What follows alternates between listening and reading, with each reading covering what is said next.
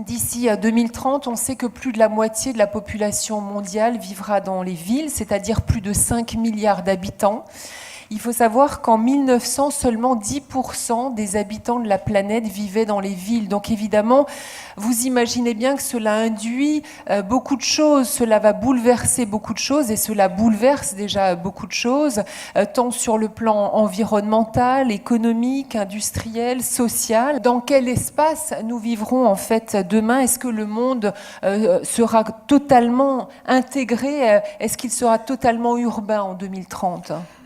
Alors, en fait, si je puis me permettre, Laurence, 50% de la population mondiale est déjà urbaine depuis avril 2008.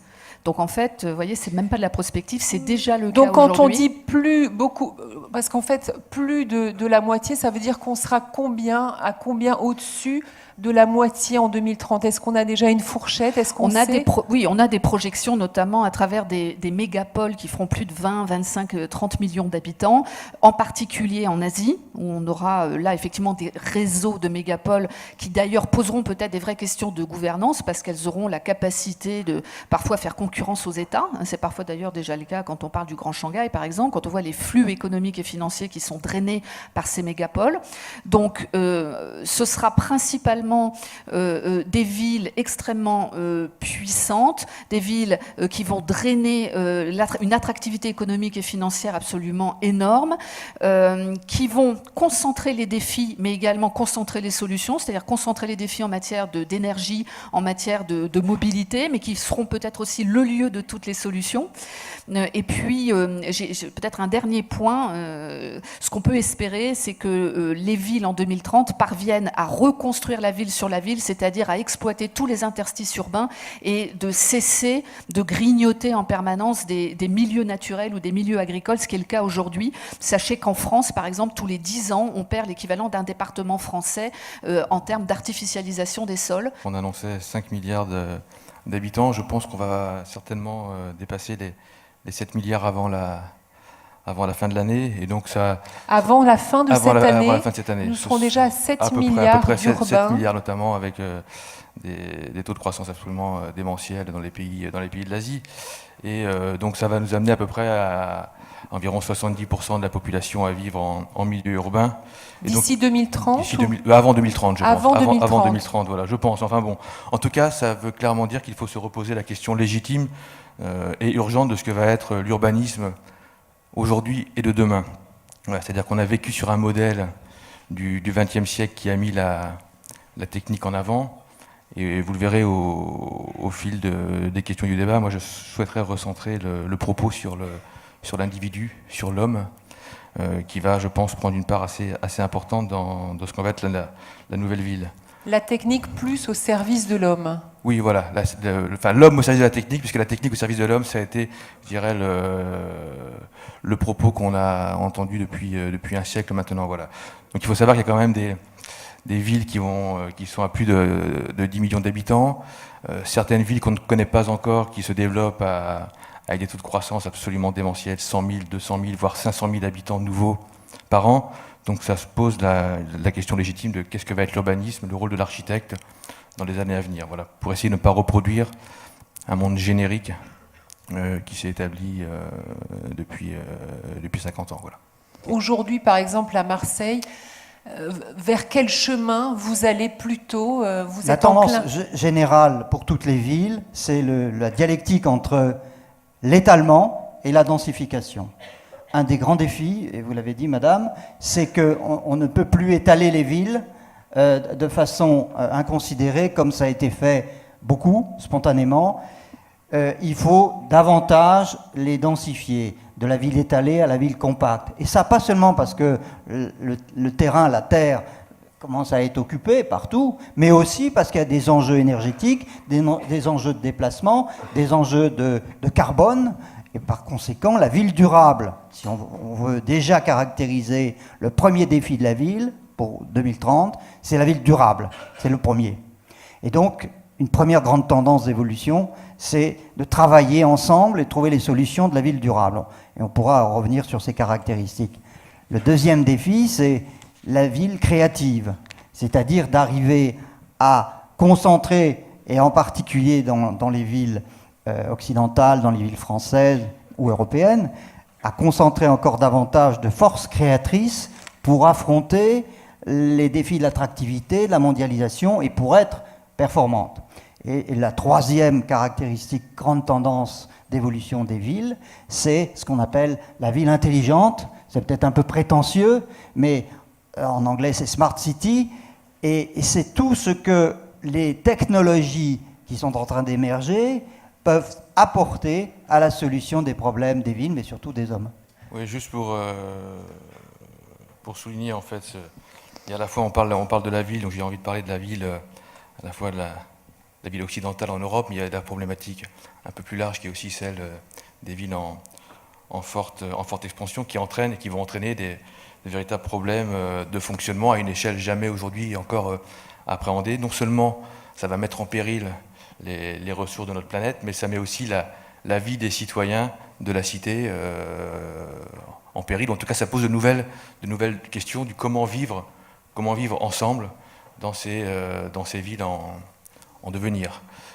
La problématique européenne est un peu différente par rapport à des problématiques de villes asiatiques. Je prends notamment, je reviens d'Hanoï là, et il y a toute cette partie du vieux Hanoï qui a un peu ce côté encore un peu nostalgique, des senteurs, des bruits, des épices. Et à côté de ça, vous avez des villes génériques construites sur un modèle occidental où le Vietnamien essaye de reproduire quasiment à l'infini un modèle connu européen. Alors vous avez des quartiers qui s'appellent le Nouveau Paris, la Nouvelle Athènes, et c'est une genre de pastiche à l'échelle que vous pouvez imaginer 500, 600 000 habitants, qui se retrouvent dans une ville sans âme, sans fondement, qui nie en fait son contexte. Donc je pense que l'important c'est de passer de la ville générique à la ville contextuelle. Alors le cas de Marseille est un peu particulier parce qu'on est quand même, c'est une ville en bord méditerranéen, béni des dieux, avec du soleil. Donc le contexte est présent, c'est comme des villes comme Marseille, Athènes, Carthage, qui ont un passé, c'est des villes portuaires, mais il y a toutes ces nouvelles villes qu'on ne maîtrise pas encore, et si on ne fait rien, je pense qu'on va aller vers une catastrophe humaine assez forte. Je vais juste vous donner un exemple qui pour moi est l'anti-ville durable, qu'on nous présente pourtant comme un modèle de ville durable. J'espère que je ne vais choquer personne, mais depuis quelques mois, enfin ça fait à peu près 2-3 ans qu'on nous présente Abu Dhabi, Masdar, comme un modèle exceptionnel de ville durable, parce qu'on construit une ville dans le désert et c'est compliqué, donc on a une débauche de technologie au mètre carré pour soumettre le territoire à la volonté de l'homme. Moi, je me pose quand même la question, est-ce que la technologie n'est pas là pour valoriser le potentiel du territoire, notamment les énergies renouvelables du territoire, par exemple, et non pas se substituer au potentiel du territoire? Parce que sinon, vous allez technologiser la ville, ça va être coûteux, vous ne pourrez pas démultiplier ces modèles-là. Donc, ce ne sera pas du développement durable qu'on pourra partager. Donc, en tout cas, je pense que le respect du génie du territoire comme fondement de la ville durable est quand même extrêmement logique et sensé. C'est du bon sens, en fait. Dans l'exercice de vos métiers, quelles sont les difficultés auxquelles vous êtes confrontés aujourd'hui pour penser cette ville des années 2030 ? Concrètement, qu'est-ce qui est difficile pour vous aujourd'hui dans ce que vous faites chacun d'entre vous ? Alors concrètement, moi je ne peux parler que pour l'entreprise de BTP que je représente, c'est que les acteurs ne se parlent pas, n'ont pas, si vous voulez, d'espace de dialogue très en amont du lancement des marchés. C'est-à-dire qu'il y a une espèce de saucissonnage de l'intervention des différents acteurs, ce qui fait que quand vous répondez à un appel d'offres, le dossier de consultation est totalement ficelé, et si vous avez des idées pour améliorer, pour entrer en mutualisation ou en synergie, c'est souvent trop tard pour le proposer. Le deuxième problème, c'est la difficulté de l'approche dite systémique. C'est-à-dire qu'un écoquartier, par exemple, ça ne sera jamais 3 bâtiments à basse consommation avec un bus au diester au milieu. C'est beaucoup plus complexe que ça. Il y a une problématique comme je disais tout à l'heure, de mobilité au pluriel. Il y a une problématique de service. Il y a une problématique d'association du neuf et de la rénovation de l'existant. Donc, ceci nécessite réellement, je pense, que soit organisé, comme c'est fait dans les pays du Nord d'ailleurs, des parenthèses de concertation, s'ils appellent ça la concertation industrielle en Allemagne, au Danemark, qui permettent aux différents acteurs d'émettre des propositions qui seront ou non reprises dans les dossiers de consultation, mais qui auront au moins permis aux maîtres d'ouvrage publics d'avoir un panel d'informations au meilleur niveau sur les innovations sur lesquelles il peut compter.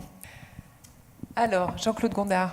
Alors, moi je suis un membre d'une équipe, l'équipe d'une municipalité, et donc mon métier, je suis administrateur dans ce cadre-là, mais la municipalité, c'est donc l'expression démocratique de la volonté d'une population qui habite une ville. Et dirigée par un maire, dirigée donc ici par Jean-Claude Gaudin depuis plus de 15 ans, avec toute une équipe.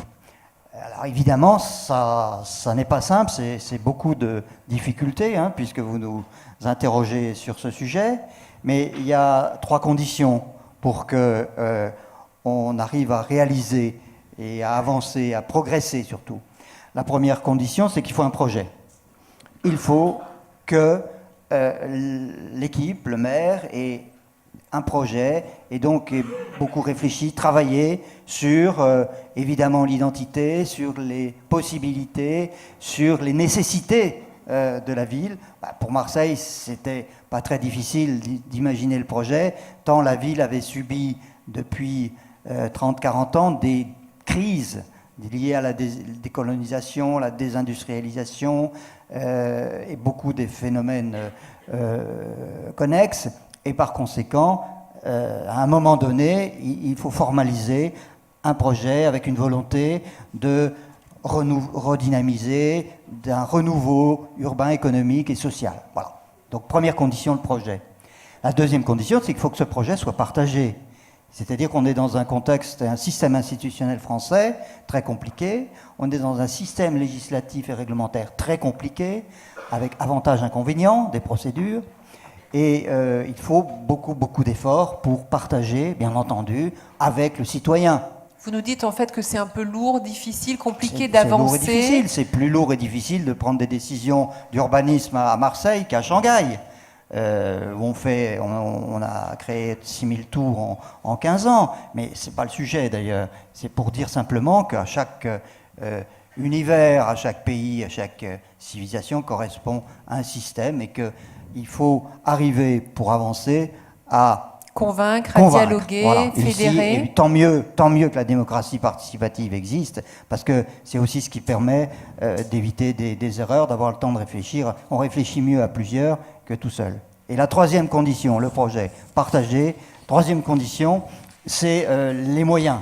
C'est les moyens. C'est d'arriver à mobiliser les financements, évidemment ce qu'on appelle les tours de table et tout ce qui est nécessaire pour faire des musées, pour faire des zones industrielles économiques, pour faire les infrastructures qui sont nécessaires, et on parlera tout à l'heure peut-être du devenir de tout cela, pour faire un tramway, un métro et tout ça qui manque encore cruellement dans certains quartiers, et les moyens, donc il faut aller les chercher.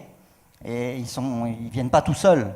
Alors bien sûr, la ville peut compter sur elle-même, ses habitants qui payent des impôts, mais il faut aussi arriver à convaincre des investisseurs et avoir la confiance, la crédibilité de tout ça. Voilà les 3 conditions, voilà les 3 difficultés. Alors, vous voyez que c'est pas mince.